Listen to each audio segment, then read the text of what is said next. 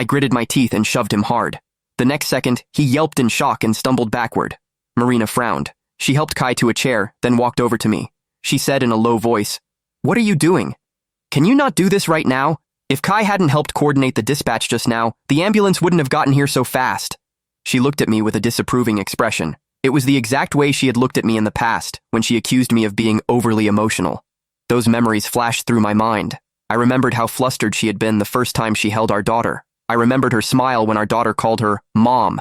I remembered us soothing the crying little Luna together in the middle of the night. Yet here she was, defending another man and blaming me. At that moment, all my feelings for her vanished. But my resolve became stronger. This time, I would make anyone who harmed Luna pay the price. Luna was soon wheeled into the emergency room. The red light inside was on. I let out a cold laugh.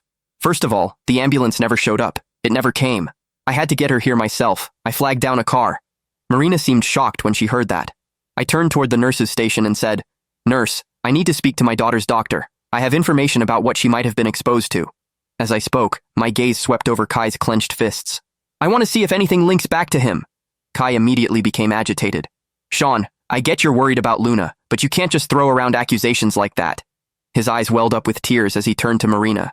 "Marina, I just came by to help. I was worried that you might be overwhelmed.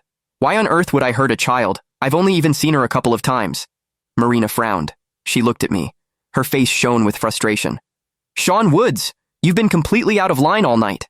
She took a deep breath, then said, "She had a fever. I told you to call 911. You hung up for no reason and tried to drive her here yourself. I told you an ambulance was faster and safer, but you screamed at me. You said that I—" She paused. A flicker of shame crossed her face, but she continued. "You said that I was trying to hurt our daughter. Fine. Let's say you weren't thinking straight. Before your tire was slashed, I called 911. Kai here was kind enough to help expedite things. He came to the hospital because he was worried, and you pushed him. Now you're telling the doctor about suspicious exposure and dragging him into this?" With every word she spoke, the few waiting family members and passing nurses glanced our way more intently. Is the dad having a mental breakdown? Someone tries to help, and this is the thanks they get? No appreciation at all. I get that he's stressed with a sick kid, but this is too much. Kai sighed and looked even more hurt.